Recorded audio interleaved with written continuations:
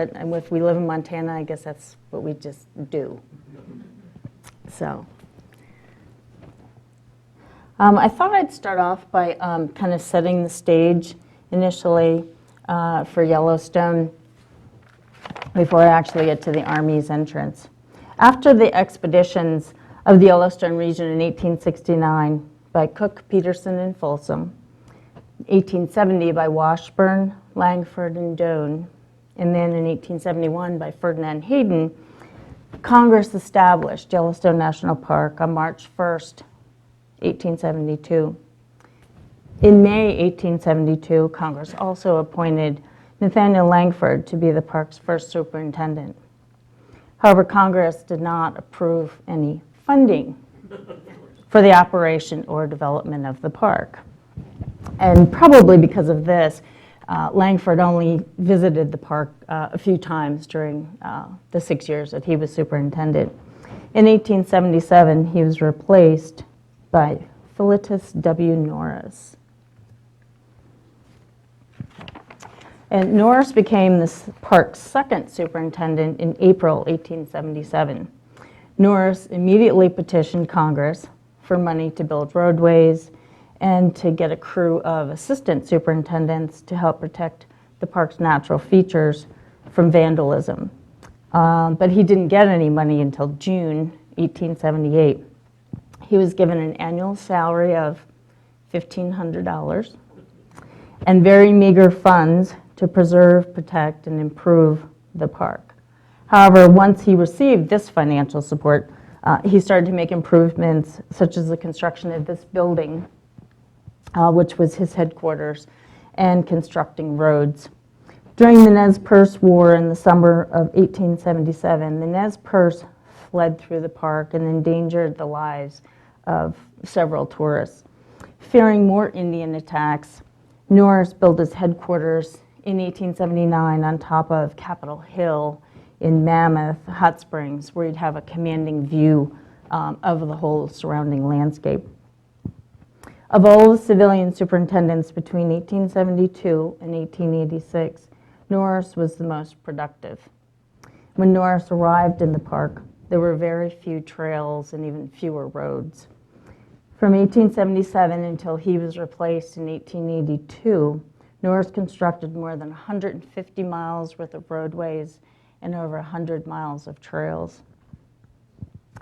And that allowed the tourists easier access to go see all the features. He also produced 5 annual reports to the Secretary of Interior, which just left us an incredible written record of that time frame.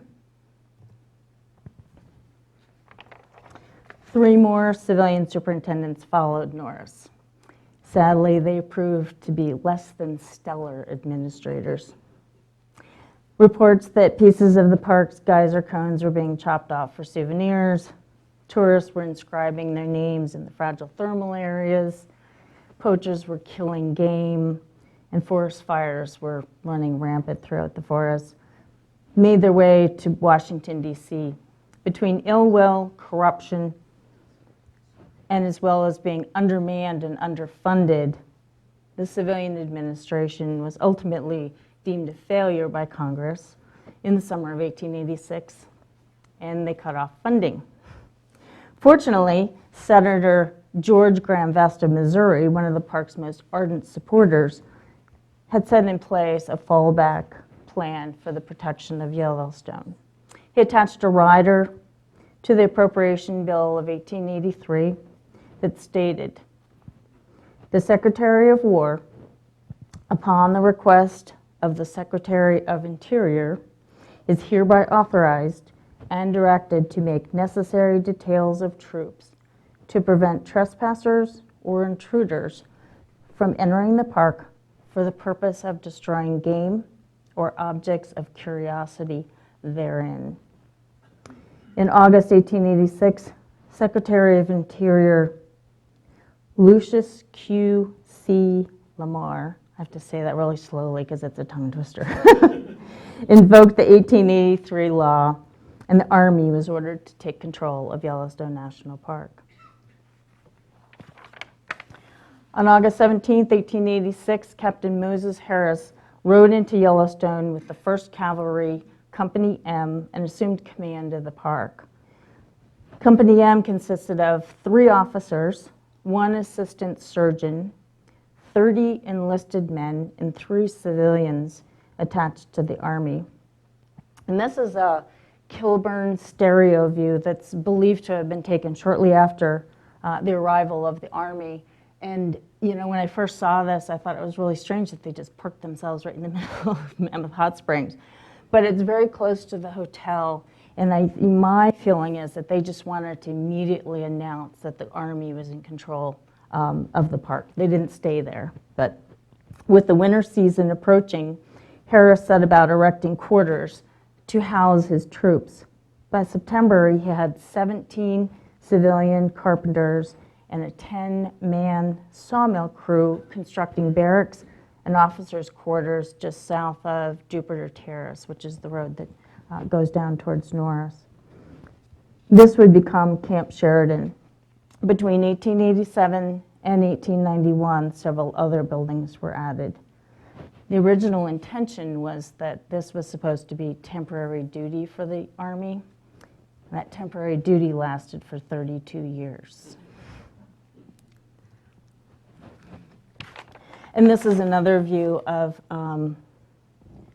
the Army encampment here, but it's from the backside, the terraces. And I just wanted to point out a few other things for you. This is the Cottage Hotel, which was built in 1885. This is the Mammoth Hot Springs Hotel, which was built in 1883. It was also called the National Hotel for a little while. And this building here is the house of F.J. Haynes, which was built in 1884, and he was the park's official first photographer.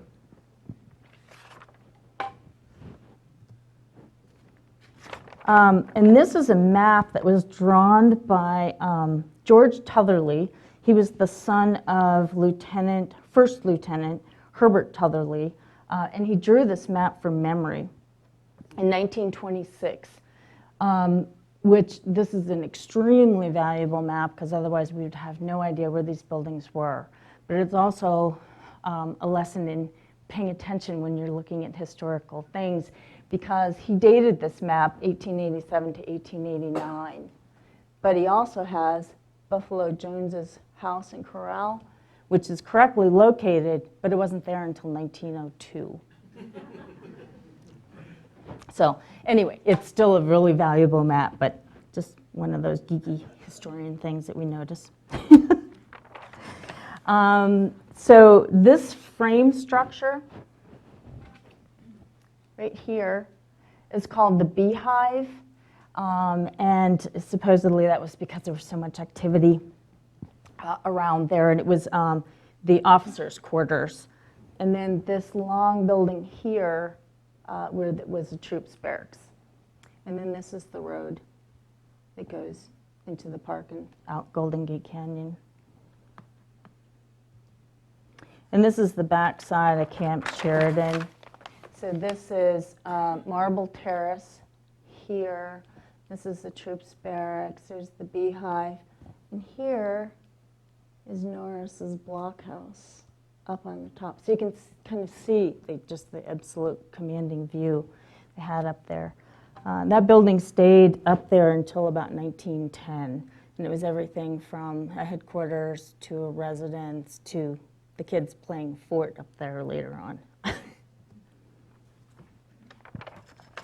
With no end in sight to the Army's duty in Yellowstone, the Secretary of Interior submitted a proposal to erect a permanent post in 1890.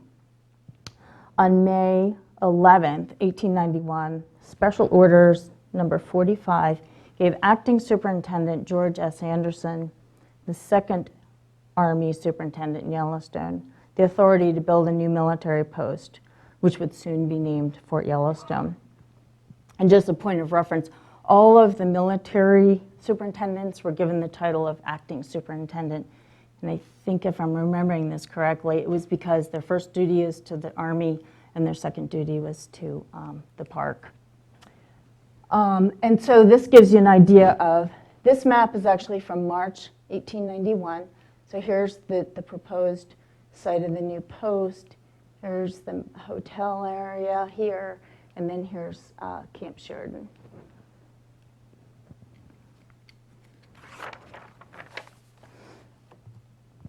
Between May and November 1891, 12 buildings were completed and were ready for occupation. They included a guardhouse, headquarters, 2 double officers' quarters, a commissary, storehouse, granary, bakery, troops barracks, cavalry stable, and 2 non-commissioned officers' residence. They were pretty busy in 6 months. 3 more buildings were added in 1893 and 1894, which included a 10-bed hospital, 2-story residence for the hospital steward, and a large hay shed. So even though Fort Yellowstone was originally planned as a 1-troop fort with 2 troops during the summertime because they would need extra patrols, the fort continued to grow. It eventually housed 4 troops. And just another point of reference, most of the time full troop strength was about 100 men per troop, but the research that we've done showed that there was only maximum about 81 per troop. But workmen constructed more buildings, a 2nd troop barracks, another cavalry stable, 2 more non-commissioned officers' quarters, and 2 more officers' duplexes in 1897.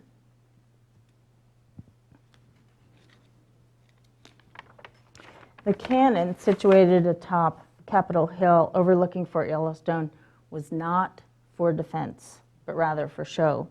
The nightly firing of the cannon as recognition of sundown became a Yellowstone tradition that was fondly recalled by many visitors. And just in case anybody's wondering, they used blanks.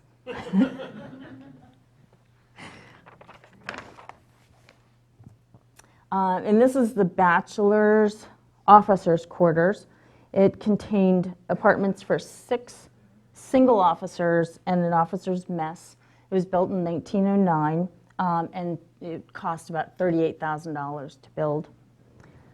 Fort Yellowstone's signature appearance comes from its 7 stone buildings. The stonework was done by Scottish masons. They used sandstone that was quarried from the hillside between Gardiner River and the present-day campground. Their construction methods of 1909 proved to be excellent, as the 7.5 magnitude earthquake that struck on August 17, 1959, just outside the town of West Yellowstone, did not cause any serious damage to this building or any of the other buildings, which is pretty remarkable. And this building is now used today as the Parks Visitor Center. And this is the double cavalry barracks. It was built in 1909. It accommodated 200 men. This is one of the largest buildings, or I think it is the largest building at Fort Yellowstone. And as such, it cost $95,000 to build. And this is the Park Administration building today. This is Fort Yellowstone about 1910. And here are some other buildings I wanted to point out. This is the, weather station. It was built in 1903, served as a weather station from 1903 to 1948. Then it was used for employee housing. We have a joke in Yellowstone that, what do we do with old buildings? We turn them into employee housing. And then about the mid-1960s, it was torn down. This building here is the U.S. Engineers House. It was built in 1902. And up until a few years ago, the Yellowstone Association had their headquarters up there. That building is still there. This building is also still there. It's the U.S. Engineers Office, and it was built in 1903, and it's called the Pagoda because of its hip-shaped roof. One of the other things I want to point out, too, is that there are no trees here. Anybody who's been to Mammoth know that those trees have practically taken over the street. They planted trees, cottonwoods, in 1895, but they failed. And so in the 1920s, they replanted them, and they succeeded that time. So the trees that are up there were planted in the 1920s. Construction at Fort Yellowstone continued until 1913, when the final building, the chapel, was finished. Of the more than 60 original Fort Yellowstone buildings, only about 35 remain today. And the grand total invested in the fort by the Department of War was about $700,000.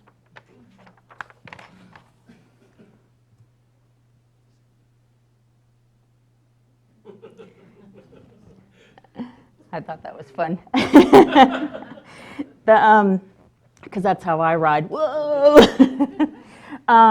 This soldier is actually on top of Mount Washburn, about 1905. This is the troops barracks. It was built in 1897. It had 2 dormitories that could accommodate 68 men, company store, kitchen, pantry, cook's room, day room, orderly room, a lavatory, and a mess hall. That's a lot to have in that building. Today, that building is the National Park Service's Yellowstone Center for Resources, so YCR. And because this was a frame wood building, it only cost $13,000. But I love this picture of the interior of that troops barracks about 1905, because it's just so perfectly shows that neat, orderly uniformity that's so consistent with military operations, including all the shoes lined up underneath that bed. And this stove in the middle was the only heat for that room. And so you can imagine how chilly it was when it went down to like minus 22. A great deal of what we know about the soldiers' life and their experiences comes directly from the soldiers themselves. Private Joseph Sissenwein of New York left us a collection of photographs of his time in Yellowstone. And Herbert Angelo wrote a 145-page diary of his duty with the Army, and about half of that diary was about Yellowstone, about 67 pages. And Private William H. Walsh wrote 2 long articles about his duties in Yellowstone for his hometown newspaper in Bath, Maine. One was published in December 1895, and the other was published in April 1896.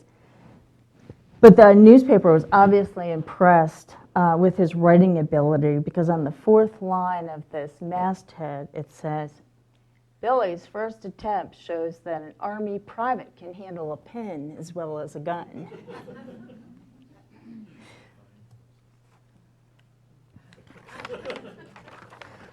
In his newspaper article, Private Walsh explained some of his Army experiences. About the drilling exercises, he wrote, "Each troop consists of 60 men and 3 commissioned officers. Our drilling instruction consists of marching on foot, also mounted saber exercise.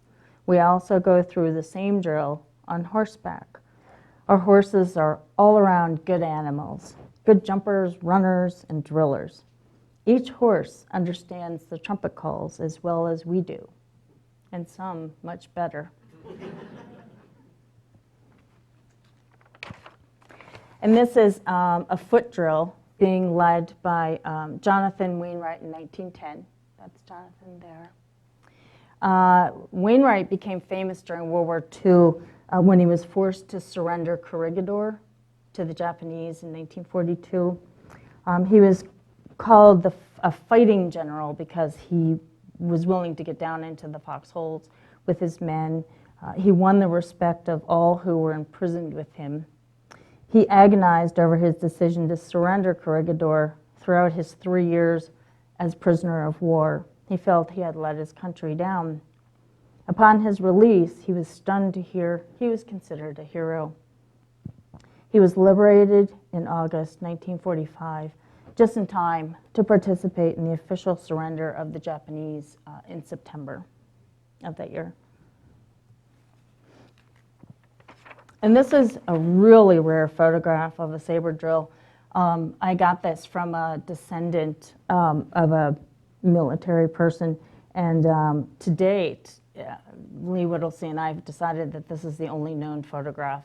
We're still looking, but this is the only known photograph of a saber drill. And because of Private Walsh's newspaper account, we've figured out it might be, around 1895, but that's just kind of a summary.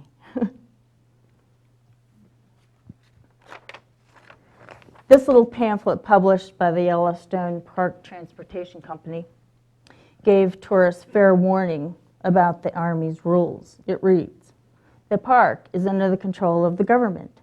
Fort Yellowstone, the name of the post, is located at Mammoth Hot Springs. The soldiers patrol the park daily.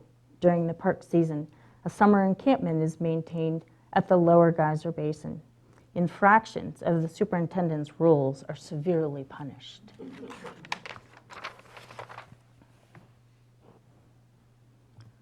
And here's real life Private Joseph Sissenwine getting ready to go out on that patrol. I think he kind of looks like the guy that was in the pamphlet a little bit.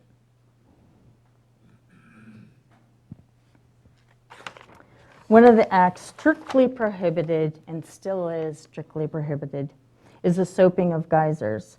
And here's a little snippet of an essay that was written by a visitor, C.A. Stevens, in 1912 that explains this. "To soap a geyser is a very naughty act. And for that reason, perhaps, many tourists seem strongly tempted to transgress in this manner. An alkali dropped into the bowl will frequently cause it to act at once and in a particularly frantic manner. And as certain geysers are somewhat tardy in exhibiting their spouting powers, it is a temptation to many young people and a few older ones to drop a cake of soap into the steaming bowl. The beehive is one of those which appear to be especially sensitive to soap." And there happened to be 2 college students touring the park on the stagecoach with Stevens that day. And when they arrived at the upper geyser basin, the tourists were informed that the beehive was not going to erupt until the next day. So Stevens and his party went out on the geyser basin, and they happened to look over, and they saw that these 2 young men were hanging around the cone of beehive. Within less than a minute, they heard a shout and saw their 2 young fellow tourists running away. And almost immediately, the beehive went off. Jets of water played to a height of 250 feet. The roaring and frothing were frightful. The earth far around pulsated and trembled. Naturally, this unpredicted eruption caused the attention of the nearby soldiers. After the eruption subsided, the soldiers examined the steaming ground and picked up several pieces of pink soap. Upon the return of the stagecoach party to Mammoth Hot Springs 3 days later, the 2 young men were questioned as to their knowledge of the chemical reaction of the geysers to alkalis. They seemed extremely ignorant on the subject. The lieutenant marveled, but as there was no positive evidence against the young man, they were advised to read up in chemistry so as to be better able to pass an examination the next time they came to the park.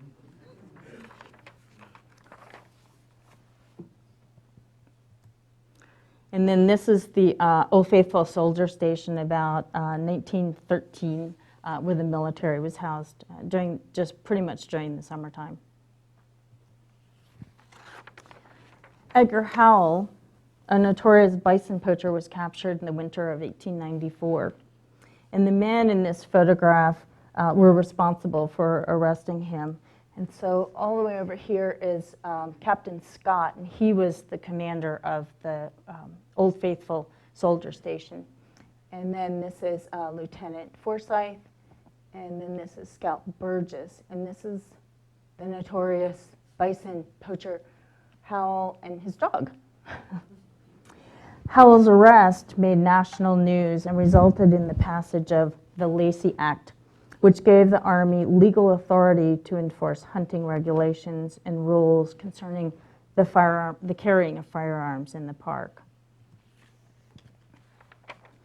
With the passage of the Lacey Act in 1894, the Army was authorized to make everyone register their guns and have them sealed at the guardhouse before entering the park. And this is the guardhouse here. And this would have been the first building that the visitors would have seen when they came up the road. The road originally came pretty much up the hill the way it does now, and then where the campground is, there's a residential area across from that, and the road kind of looped around and came up this way. And this building was built in 1891, and it's used today for a residence.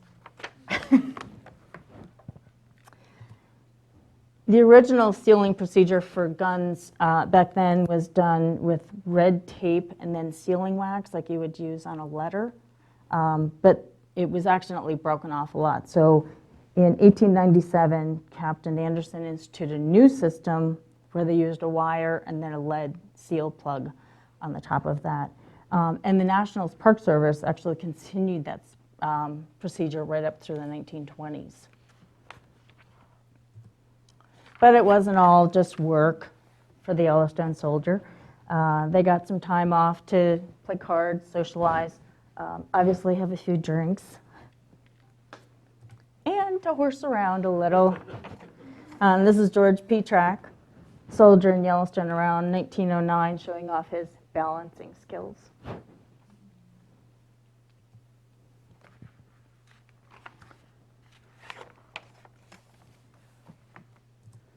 And in addition to Fort Yellowstone, the Army maintained some other year-round stations at 4 other locations, mostly to keep an eye on the poachers. And they included Norris Soldier Station, which is this building here, which is today used for the Museum of the Ranger. Riverside, which is just outside the west entrance, the Snake River Station, just outside the south entrance, and then Soda Butte, which is on the Cook City Road. In the early 1900s, predators such as wolves, mountain lions, and coyotes were considered to be part of the problem of trying to preserve the game, such as deer, bison, elk. And according to the official rules, regulations, and instruction handbook for the officers and the enlisted men of the United States Army and of the scouts doing duty in Yellowstone National Park, had some long titles back then, they were given this instruction concerning the killing of coyotes. Scouts and non-commissioned officers in charge of stations throughout the park are authorized and directed to kill mountain lions, coyotes, and timber wolves. They will do this work themselves and will not delegate the authority to anyone else. They will report at the end of each month in writing the number of animals killed and will retain all skins in their personal possession until directed what to do with them. Even after the National Park Service took over administration of the park, these animals were considered bad animals, and their elimination was essentially continued.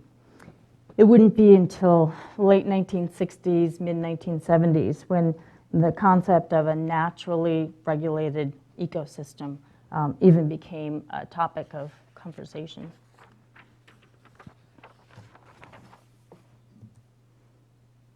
And also to protect the good game animals, the Army instituted winter ski patrols.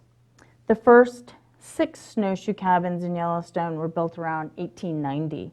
And they were described as little huts that were a day's trip apart. And these cabins were pretty primitive, with rough fireplaces for warmth and contained only a few bare necessities, such as a small amount of food, some bedding, fuel, cooking utensils, an axe, a shovel. By 1900, there were 19 snowshoe cabins. And I want to explain snowshoe too. The long skis that the soldiers used were called Norwegian snowshoes. They were typically 9 feet long and weighed about 10 pounds.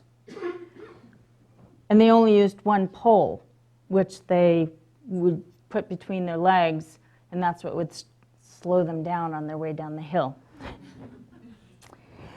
Yellowstone Ski Patrol became legendary as they tested the mettle of even the hardiest men. And this is a really rare view of an interior of a snowshoe cabin.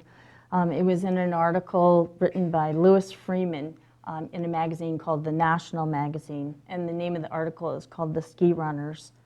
And the man standing on the right here is Peter Holt, and he was an Army scout in the early 1900s. After his duty in Yellowstone, he went to Livingston, joined the police force, and by 1929, he was chief of police.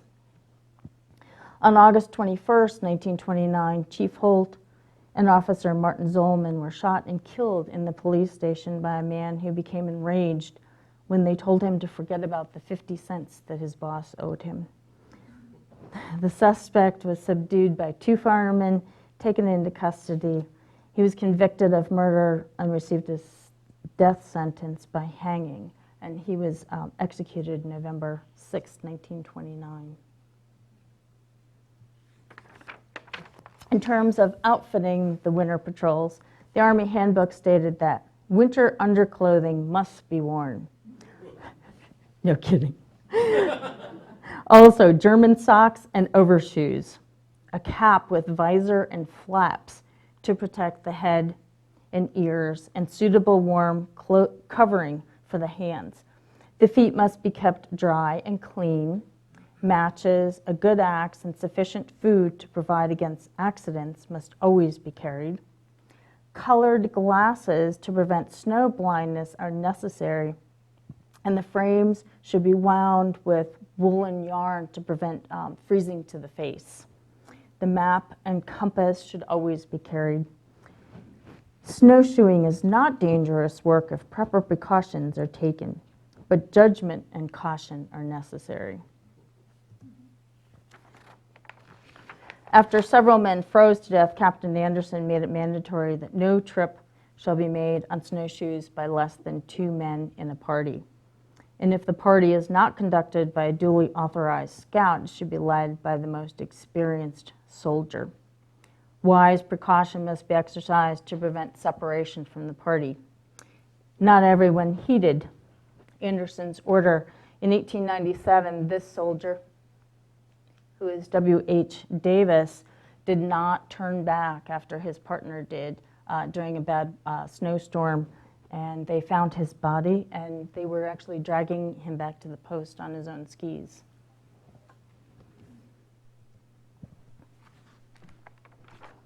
Another arm of the United States Army that assisted with the development of Yellowstone was the U.S. Army Corps of Engineers. And I want you to notice their road building equipment. Shovels. And this pillar is called the Pillar of Hercules, and it is actually still part of the roadway today. It's been moved over several times, but it's still part of the roadway. In 1883, General Philip Sheridan handpicked Lieutenant Dan Kingman of the U.S. Army Corps of Engineers to help to begin building the roads and bridges in Yellowstone. Kingman's idea was to build a road that would enable tourists to visit the principal points of interest without having to retrace their steps. So essentially, he was responsible for designing the road system that we now call the Grand Loop that's still in use today. The first road that Kingman built through the Golden Gate Canyon, which is just south of Mammoth, between 1884 and 1885, required a lot of manpower and expert engineering, and a lot of shovels, apparently. According to Kingman's notes, the canyon wall was nearly vertical, and sufficient roadway could be secured only by cutting and breaking down solid rock over 100 feet. The cost of this would have been excessive. The road in this portion was supported by timber trestles. However, I'm not sure that that looks stable enough to hold up all those coaches and horses that were coming through there. But this is what Kingman's Road looked like on top after it was completed. And this is Lieutenant Herbert Tutherly here. This is his son George that left us that fabulous map. Here's the Pillar of Hercules. And this sign, because of how fragile that trestle bridge was, that sign here said, "Walk your horses." And in some cases, they actually made the passengers get off and walk up too, because they were afraid that the road might collapse at some point. Another instrumental engineer in Yellowstone was Hiram Chittenden. On his first tour of duty, he primarily supervised road building activities from 1891 to 1893. And then he came back for a second term, 1899 till 1906, and he saw through the completion of the Grand Loop Road and this building of significant bridges, roadways, and a reservoir. But one of the first things he tackled was replacing Kingman's tenuous wooden trestle bridge. My guess is that the visitors were probably a lot more secure going across this concrete viaduct.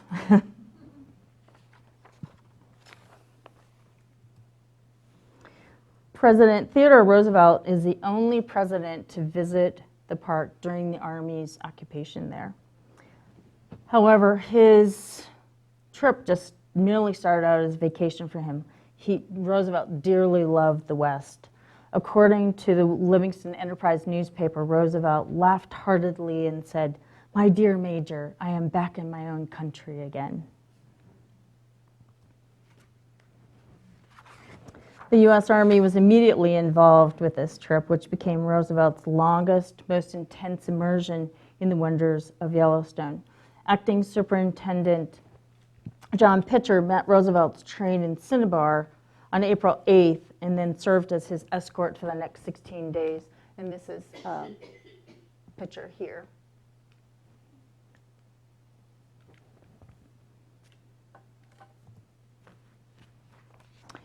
Accompanied by C Troop, Major Pitcher took Roosevelt and naturalist John Burroughs to Mammoth for the night, and the next morning they began their trip into Yellowstone. For the next 2 weeks, Roosevelt tramped, rode, and skied his way through some of Yellowstone's most beautiful country, savoring wildlife, soaking up the western scenery, and enjoying the stories of Burroughs and Pitcher while telling a few himself.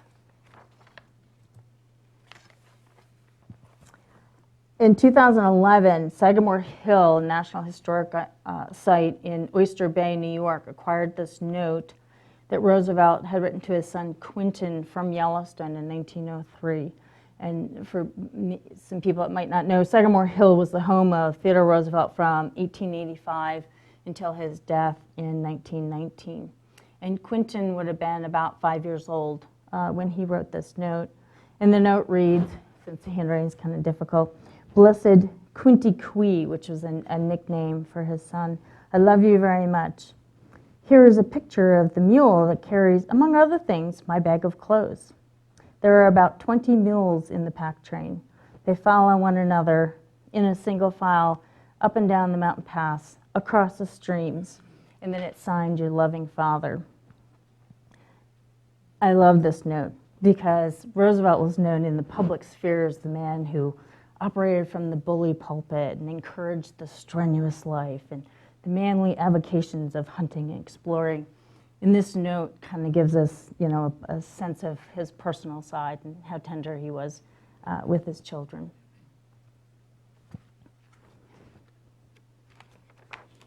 Roosevelt's trip to Yellowstone just happened to coincide with the construction of the north entrance arch at Gardiner, Montana. With plans for the celebration underway, at the time of his arrival, the suggestion arose to have the president dedicate the arch's cornerstone and participate in its laying. In camp at Yancey's Hole, which is near present-day Roosevelt Lodge, Army engineer Hiram Chittenden presented Roosevelt with a citizen's letter asking him to dedicate the new arch at Gardiner, and the president accepted. On April 24th, amid extra trains and 40 extra Livingston stagecoaches, along with a band, massive decorations, in the town of Gardiner, some 3,700 visitors and citizens welcomed Roosevelt.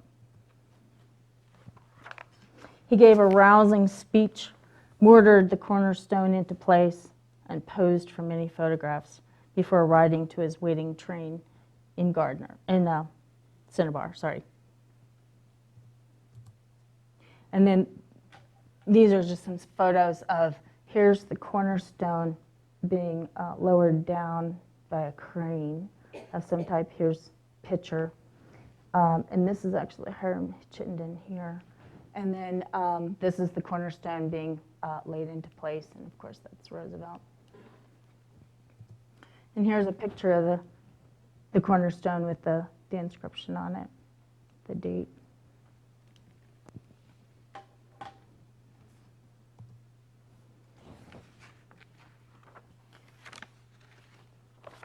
Yep.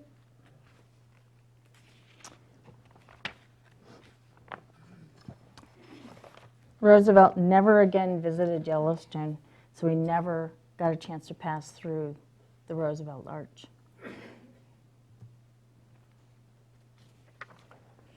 In 1897, Captain Anderson wrote an article entitled "The Work of the Cavalry in Protecting the Yellowstone National Park" for the Journal of the United States Cavalry Association. In summary, he concluded, as a consequence of their good work, the beauties of the park are no longer defaced. No fires have ravaged the forest.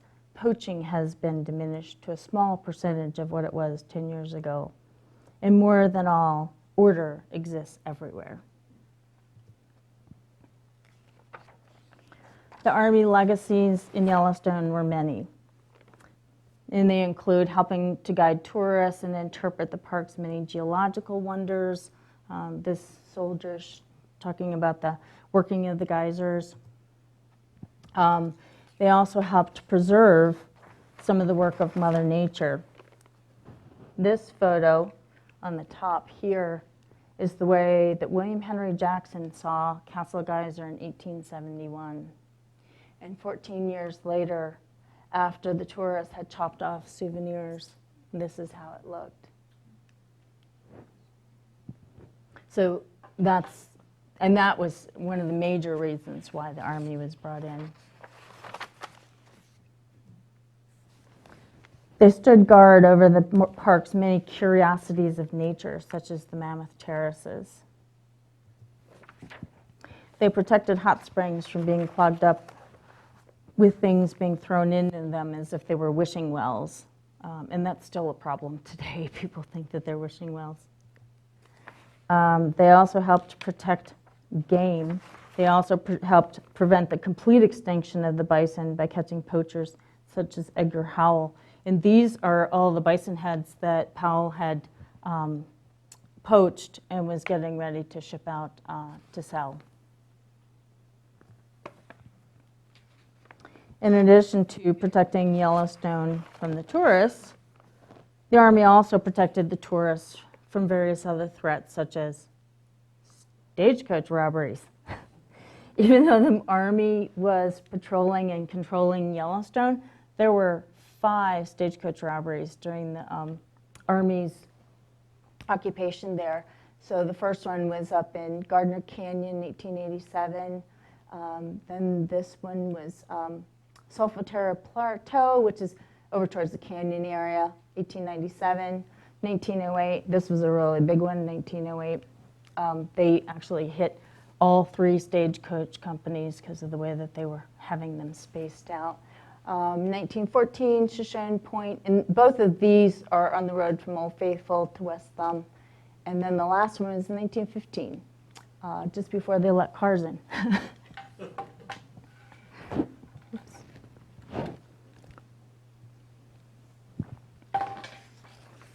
With the admission of automobiles into Yellowstone in 1915, the growing hostilities in Europe during the First World War, and the growing number of national parks and monuments, the function of the U.S. Army as Yellowstone's administration came into question.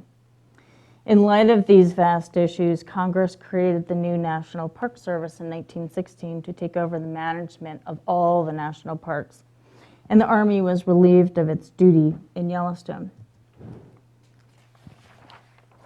After signaling the end of the day in Yellowstone for nearly 30 years from atop Capitol Hill, the Sunset Cannon was fired for what was believed the last time in 1916.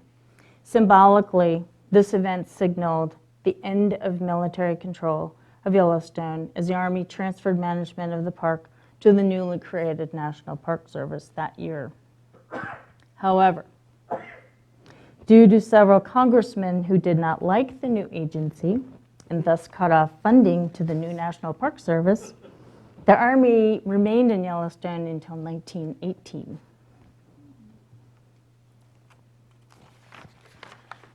To be sure, the Army left an immeasurable legacy of policies and procedures that served to protect and preserve the flora and fauna, as well as the natural wonders of Yellowstone, many of which are still in practice today.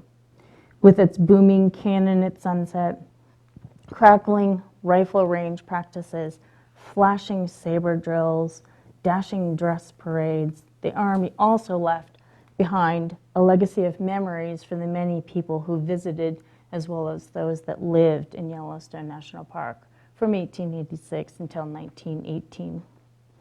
Charmed by all the sights and sounds of Fort Yellowstone, traveler Myra Emmons mused in her chronicle about her 1901 trip to Yellowstone, about how fitting it seemed to fall asleep to the sound of taps. I hope you enjoyed this little slice of the Army era in Yellowstone, and thank you for coming.